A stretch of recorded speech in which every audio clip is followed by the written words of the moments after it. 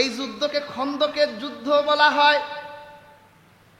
আল্লাহর হাবিব যখন হিজরত করে মদিনায় চলে গেছেন 5 বছর হয়ে গেছে। কত বছর? আল্লাহ রাসূল 5 বছরে ইয়াসরিব নামের এই শহরটাকে মদিনা বানাই দিলেন। সুবহানাল্লাহ। মানুষগুলো পাপের জগতে নিমজ্জিত ছিল। আল্লাহর হাবিব তার উত্তম আদর্শ দিয়ে মানুষগুলোকে শান্তিকামী মানুষ বানিয়ে দিলেন। আল্লাহর হাবিবের এই উন্নতি কুরাইশদের ভালো লাগে না, ইহুদিদের ভালো লাগে না। কুরাইশরা তেলে বেগুনে জ্বলে আছে। আমরা মুহাম্মদকে হত্যা করার জন্য বদরে গেলাম, কিন্তু মুহাম্মদের হাতে ধরাশায়ী হয়ে ফিরে এসেছি। উহুদের প্রান্তরে আমরা মুহাম্মদের কিছুই করতে পারলাম না। যদি এইভাবেই মুহাম্মদ সুযোগ পেয়ে যায়, তাহলে গোটা আরবদের সামনে আমাদের কুরাইশদের সম্মান কমে যাবে। আর মানুষের কাছে সাহায্য চাইতে পারে না, কারণ তারা দামি মানুষ নিজেদের মনে করে। ইহুদিরা আসলো, ও কুরাইশেরা, তোমরা মুহাম্মদের উপর যেমন ক্ষিপ্ত, আমরাও ক্ষিপ্ত। মুহাম্মদ মদিনা থেকে আমাদেরকে বের করে দিয়েছে। যদি তোমরা রাজি হও, তাহলে এমন একটা বাহিনী গঠন করব, মুহাম্মদুর রাসূলুল্লাহ জীবনে তা কল্পনাও করতে পারবে না। এত বড় বাহিনী গঠন করব, আর মুহাম্মদের শান্তির মদিনা আক্রমণ করে আমরা দাবানলের আগুন জ্বালিয়ে মুহাম্মদকে হত্যা করে ফেলব। পেয়ার হাজিরিন, কুরাইশরা বলল আমরা 4000 সৈন্য দিব। কয় হাজার? আর ইহুদিরা বলল, বিশেষ করে গাফতান গোত্রের ইহুদিরা বলল আমরা 6000 দিব, মোট 10,000। ইসলামের ইতিহাসে আল্লাহর হাবিব সাল্লাল্লাহু আলাইহি সাল্লামের পূর্বে এত বিশাল বাহিনীর সাথে কখনো তিনি লড়াই করেননি। আর রাসূলুল্লাহ নিজেও এখনো জানেন না যে ইহুদিরা আর কুরাইশরা এক হয়ে গেছে। রওনা হয়ে গেল 10,000 সৈন্য। আল্লাহর হাবিব খবর পেলেন কাফের আর ইহুদিরা মিলে 10,000 সৈন্য মদিনা আক্রমণের জন্য আসছে। যেই মদিনার শান্তির শহর নির্মাণ করার জন্য আল্লাহর হাবিব এত পরিশ্রম করছেন, এই শান্তির ভিত্তিকে ভেঙে দেবার জন্য কাফেরেরা রওনা হয়েছে। মদিনায় আসতে আর মাত্র 1 সপ্তাহ সময় বাকি আছে। আল্লাহর হাবিব সাল্লাল্লাহু আলাইহি ওয়াসাল্লাম দ্রুত সাহাবীদেরকে নিয়ে পরামর্শে বসলেন কি করা যায়। হয়তো 1 সপ্তাহের মধ্যেই তারা মদিনায় ঢুকে পড়বে, আক্রমণ করবে। 1 সপ্তাহের ভিতরে গুছাতেও তো সময় লাগে। আল্লাহ রাসূলের একজন বয়োজ্যেষ্ঠ সাহাবী ছিলেন, নাম ছিল তার সালমান ফারসি রাদিয়াল্লাহু তাআলা। তিনি ছিলেন পারস্যের মানুষ। ইয়া রাসূলুল্লাহ, আমরা যখন পারস্যে যুদ্ধ করতাম, আমরা শত্রুকে ঘায়েল করার জন্য বড় বড় গর্ত তৈরি করতাম। যদি আপনি আমাদের অনুমতি দেন, মদিনার পূর্ব দিকে পাহাড়, পশ্চিম দিকে পাহাড়, আর দক্ষিণে বনু নাজিরের বনু কুরাইজার সাথে আমাদের সন্ধি হয়েছে, তারা আমাদের জন্য দুর্গ নির্মাণ করেছে। 3 দিকেই তাদের জন্য ঢোকা অসম্ভব, শুধু উত্তর দিক দিয়েই তারা মদিনা আক্রমণ করতে পারে। যদি আপনি অনুমতি দেন, তাহলে আমরা উত্তর দিকটায় বড় বড় গর্ত বানাই। এমন গর্ত বানাবো যেই গর্ত তারা অতিক্রম করে মদিনায় প্রবেশ করতে পারবে না। আল্লাহর হাবিব দেখলেন পরামর্শটা সুন্দর। পেয়ার হাজিরিন, তখন ছিল শীতকাল, প্রচন্ড শীত, আর দুর্ভিক্ষ মদিনার ঘরে ঘরে। মানুষগুলো এক বেলা খেতে পারলে আরেক বেলা খেতে পারে না। এত দুর্ভিক্ষ, চরম শীত। আল্লাহর হাবিব সাল্লাল্লাহু আলাইহি ওয়াসাল্লাম বললেন, এখন পরিবেশ তো ভালো না, দুর্ভিক্ষ চলছে, তোমরা এক বেলা খেতে পারলে আরেক বেলা খেতে পাও না। আর মদিনার মাটি এমন লোহার মতো হয়ে গেছে, ফসলও জন্মায় না, তোমরা কেমন করে এই কষ্ট করবে? পেয়ার হাজিরিন, আল্লাহর হাবিব 10 জন করে টিম গঠন করলেন। এক একজনকে 10 হাত দৈর্ঘ্য, 10 হাত প্রস্থ এবং 10 হাত গভীর করে মাটি খনন করতে বললেন। সাহাবায়ে কেরাম 1 সপ্তাহ সময় হাতে কাজ শুরু করে দিলেন। ক্ষুধার্ত সাহাবায়ে কেরাম, ক্ষুধার শরীর ক্লান্ত, প্রচন্ড শীতের মধ্যে কাজ করছে। আল্লাহ রাসূল নিজেও বসে থাকলেন না, রহমাতুল্লিল আলামিন নিজেও সেই গর্ত খনন করার কাজ শুরু করে দিলেন। পেয়ার হাজিরিন, অনেকগুলো মুজিজাও ঘটেছে এখানে। হযরত জাবির রাদিয়াল্লাহু তাআলা আনহু থেকে একটা রিওয়ায়াত বুখারীতে এসেছে।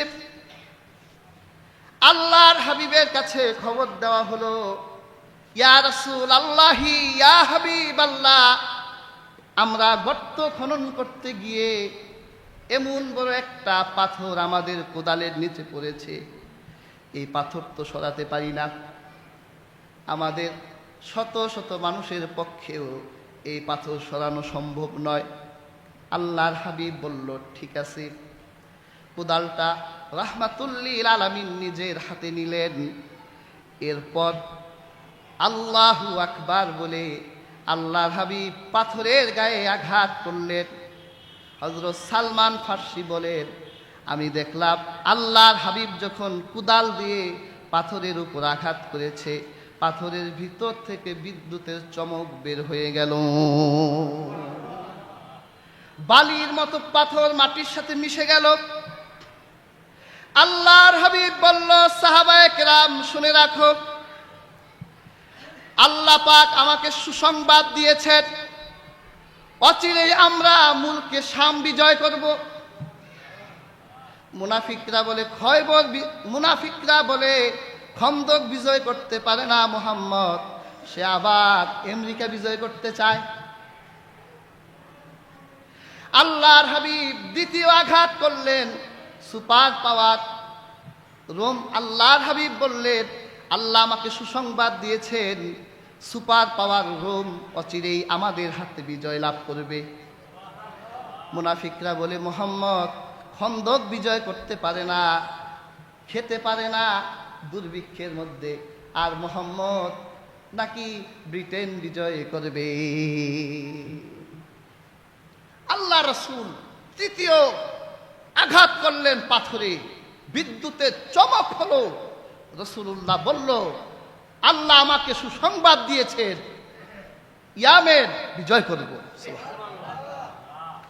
পেয়ার হাজিরিন, তাই হয়েছিল। হযরত উমরের জমানায় হযরত আবু হুরায়রা বলেছিল, উমর যা বিজয় করার বিজয় করে নাও, কারণ আমি আল্লাহর হাবিবের হাতে তোমার বিজিত প্রত্যেক রাজ্যের চাবি দেখতে পেয়েছি।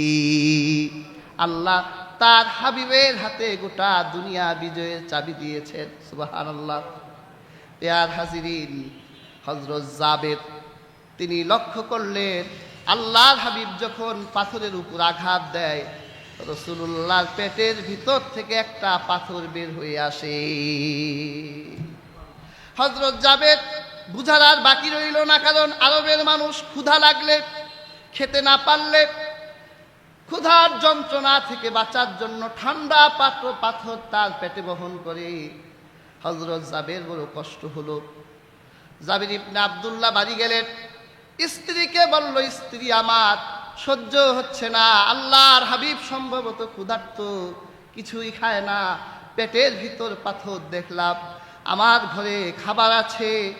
জাবেরের স্ত্রী বলল, ছোট্ট একটা ছাগল ছানা আছে, আর কিছু আটা আছে, 5-7 জন লোক খেতে পারবে। হযরত জাবির বলল, ছাগলটা আমার কাছে দাও, জবাই করলেন। স্ত্রী কাছে দিলেন। আর আল্লাহর হাবিব সাল্লাল্লাহু আলাইহি ওয়াসাল্লামকে গিয়ে বললেন, ইয়া রাসূলুল্লাহ, ইয়া হাবিবাল্লাহ, দুই একজন সাহাবী নিয়ে আপনি আমার বাসায় আসেন, আমি আপনাকে কিছু মেহমানদারি করব। আল্লাহর হাবিব বলল, তোমার বাসায় মেহমানদারি করার জন্য কি পরিমাণ খাবার আছে? জাবির বলল, ইয়া রাসূলুল্লাহ, ছোট্ট একটা ছাগল ছানা আর অল্প কিছু আটা আছে, 5-6 জন লোক খেতে পারবে। আল্লাহর হাবিব বলল, যাও বাড়ি গিয়ে স্ত্রীকে বলো খামির বানিয়ে রাখতে, রুটি বানাবে না, আর উনুনের ভিতরে মাংস চড়াই দিতে বলো, মাংস সিদ্ধ হোক, ঢাকনা খুলতে বলবে না। আল্লাহর হাবিব সমস্ত সাহাবীদেরকে দাওয়াত দিলেন, চলো জাবিরের বাড়িতে আজ আমরা খাবার খাবো। কিন্তু অনেকে ঘটনা বলে যে জাবেরের 2 ছেলে মারা গেল। এই ঘটনা কোথাও নাই। ঘটনা হলো আসল এটা যে আল্লাহর হাবিব, এক বর্ণনা এসছে 1000 সাহাবী নিয়ে জাবেরের বাড়ি গেলেন। আল্লাহর হাবিব নিজে ডেকের সামনে বসে গেলেন আর জাবেরের স্ত্রীকে বলল, তুমি একটা করে খামির থেকে রুটির দলা নিবে, রুটি বানাবে আর আমার কাছে দিবে। আল্লাহর হাবিব সেই রুটির ভিতরে ডেক থেকে গোশত দিলেন। এইভাবে 1000 সাহাবীকে রহমাতুল্লিল আলামিন এক ডেকের গোশত আর রুটি খাওয়াই দিলেন।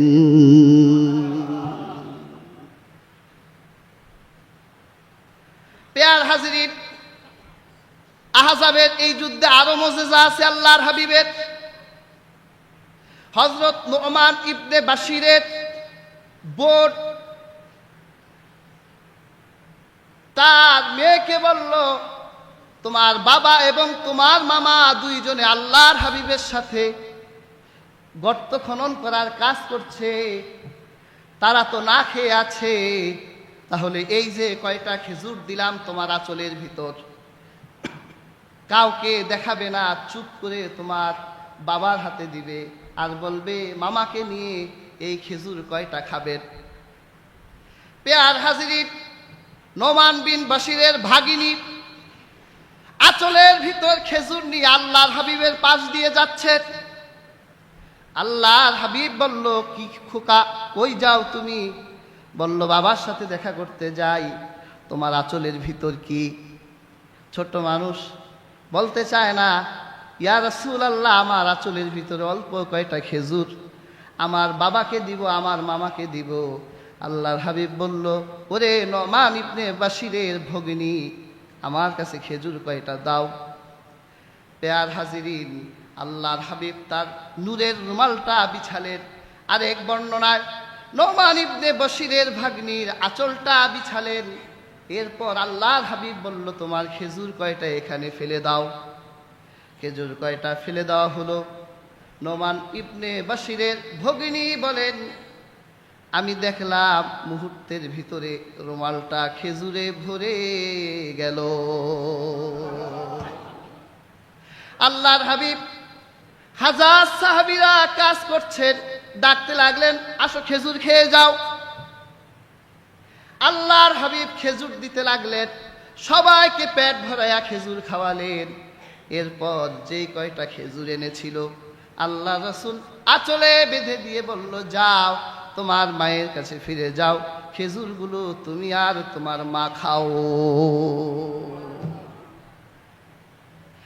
পেয়ার হাজিরিন, আরেক বর্ণনায় আবু রাফে বলেন, আমি একটা ছাগলের কেটে জবাই করে 2টা বাহু ফ্রাই করলাম। এরপর আমি বাহু 2টা নিয়ে আল্লাহর হাবিবের পাশ দিয়ে যাচ্ছিলাম। আল্লাহর হাবিব বলল, কি আবু রাফে, কই যাও? ইয়া রাসূলুল্লাহ, 2টা রান আমি এনেছি, এই দুর্ভিক্ষের সময় ক্ষুধার যন্ত্রণা, এই জন্য এগুলো খেয়ে শরীরে একটু শক্তি এনে এরপর আমি গর্ত খনন করব।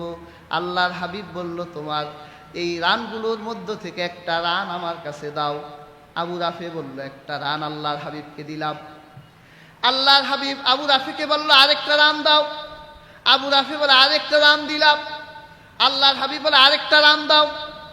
আবু রাফি বলে ইয়া রাসূলুল্লাহ ইয়া হাবিবাল্লাহ, একটা ছাগলের কয়টা রান থাকে?